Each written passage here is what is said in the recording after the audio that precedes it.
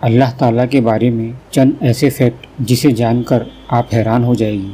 سب سے پہلے تو آپ کو یہ بتاتا چلوں کہ ہم مسلمانوں کا یہ ایمان ہے کہ ہمیں اور اس پوری کائنات کو بنانے والی کوئی ایک ذات وجود رکھتی ہے جس کا نام اللہ ہے۔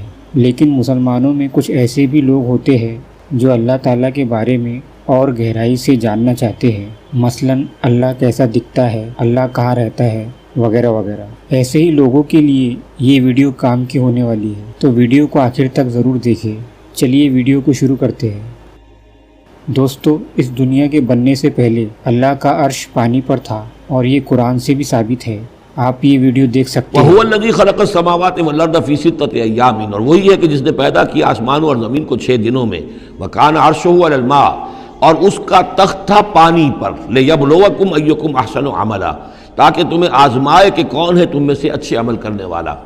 باقی یہ کہ کان عرشہ علی الماء، اس کا تخت پانی پر تھا، اس کے معنی کیا ہیں؟ میرے نزدیک اب بھی یہ آیات متشابہات میں سے ہے، لیکن ایک انداز ایسا ہے کہ جس سے محسوس ہوتا ہے کہ شاید وہ اس کی طرف اشارہ کیا جا رہا ہو کہ یہ دنیا جب بنی ہے، یہ زمین جب ٹھنڈی ہونے لگی ہے تو ٹھنڈی ہو کر اس کے بخارات نکلے ہیں، اور وہ اس کے گرد جو فضا بنی ہے، ایٹماسفیئر، اس کے اندر یہ گیسز گئی ہیں۔ ان گیسز کے اندر جو ہے ہائیڈروجن اور آکسیجن کے ذریعے سے پھر پانی پیدا ہوا ہے، اور طویل عرصے تک بارشیں ہوتی رہیں، طویل عرصے تک، لاکھوں سال یہ کہتے ہیں کہ بارش ہوئی ہے۔ اور چونکہ جب زمین سکڑی ہے تو کہیں سے وہ اونچی ہو گئی، کہیں سے نیچی ہو گئی، سکڑتی ہے کوئی شے تو اس کے اندر نشیب و فراز پیدا ہو جاتے ہیں، تو بارش جب برسی ہے تو پھر یہ کہ سمندر وجود میں آئے ہیں۔ ابھی کوئی اور مخلوقات نہیں تھی، صرف یہ کہ اس زمین کے اوپر یا یہ کہ وہ پہاڑ تھے اور یا پانی تھا، بلکہ یہ کہ اکثر و بیشتر پانی ہی پانی تھا۔ پھر یہ کہ پانی اور جہاں پر مٹی پیدا ہوئی اور دلدلی علاقے بنے، اور دلدلی علاقوں کے اندر پھر وہ کچھ حیات جو ہے اس کی شکلیں پیدا ہوئی، چاہے وہ نباتاتی حیات تھی اور چاہے وہ حیواناتی حیات تھی۔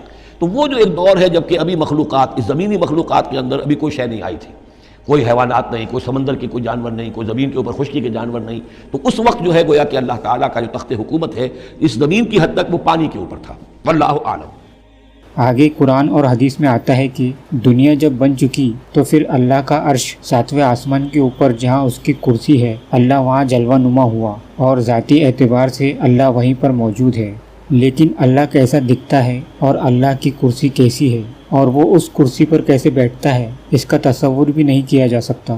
اگر ہم اپنے ذہن میں ایسا تصور کریں کہ اللہ کی کرسی جیسے ایک بادشاہ کا تخت ہوتا ہے ویسی ہوگی، اور ایک بادشاہ جیسے اپنے تخت پر بیٹھتا ہے اسی طرح اللہ عرش پر اپنی کرسی پر بیٹھا ہے، تو نعوذ باللہ یہ اللہ پر بہت ہی بڑا جھوٹ ہوگا، اور وہ انسان گمراہ بھی ہو سکتا ہے، یہاں تک کہ اسلام سے خارج بھی، چونکہ ہمارا دماغ بنا ہی ایسا ہے کہ وہ کسی بھی شخصیت کو اپنی ہی طرح تصور کرنے لگ جاتا ہے۔ مثال کے طور پر اللہ دیکھتا ہے تو کیا ایک انسان یعنی ہم جیسے اپنی آنکھوں سے دیکھتے ہیں ویسا دیکھتا ہے؟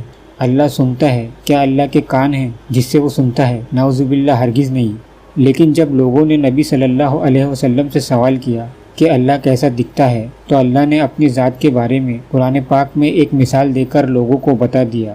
قرآن پاک میں سورہ نور آیت نمبر 35 میں آتا ہے، اللہ آسمانوں اور زمین کا نور ہے، اس کے نور کی مثال ایسی ہے کہ گویا ایک طاق ہے جس میں ایک چراغ ہے، اور چراغ ایک قندیل میں ہے، اور قندیل ایسی صاف شفاف ہے کہ گویا موتی کا سا چمکتا ہوا تارا ہے۔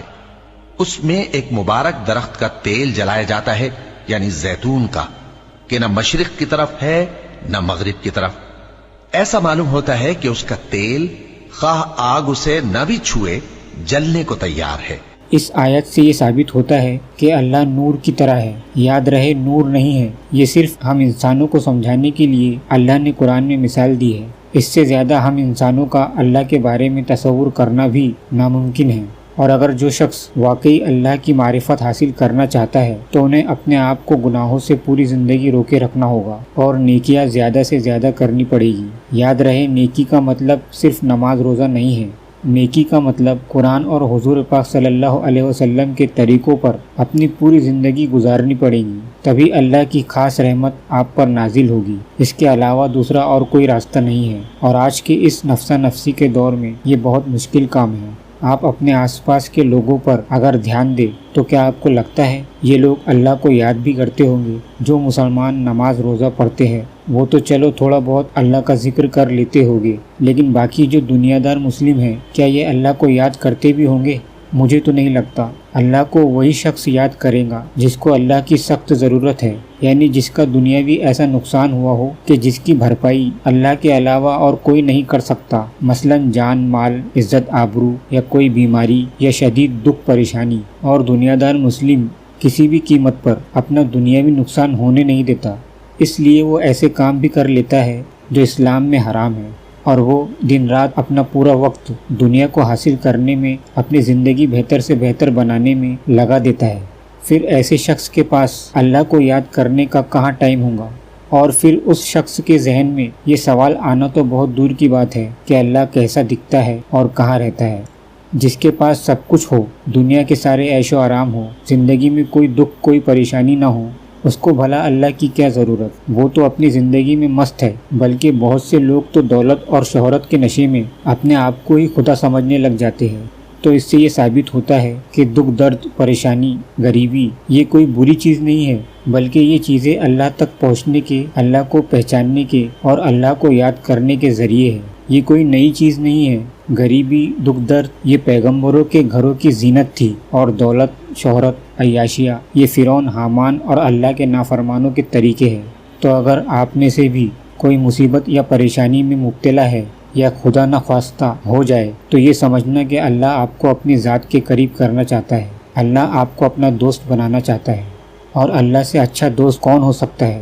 آپ کثرت سے اللہ کو یاد کریں، اللہ سے استغفار کریں، اللہ سے باتیں کریں، خاص طور پر رات کے پچھلے پہر یعنی 3-4 بجے، جب اللہ ہر روز پہلے آسمان پر اترتا ہے۔ ایک دوست کی طرح اس کے سامنے اپنی ساری پریشانی رکھ دے اور اس کی عادت بنا لے، پھر دیکھیں آپ کو اپنے اندر کافی بدلاؤ دکھائی دے گا۔ آئی ہوپ اس ویڈیو سے آپ کو اللہ کے بارے میں تھوڑا بہت جاننے کو ملا ہوگا۔ اگر یہ ویڈیو آپ کے لیے انفارمیٹیو رہی تو اس ویڈیو کو لائک کریں، اور اب میں ملوں گا آپ سے اگلی ویڈیو میں کسی نئے ٹاپک پر۔ تب تک کے لیے اجازت دیں۔ اللہ حافظ۔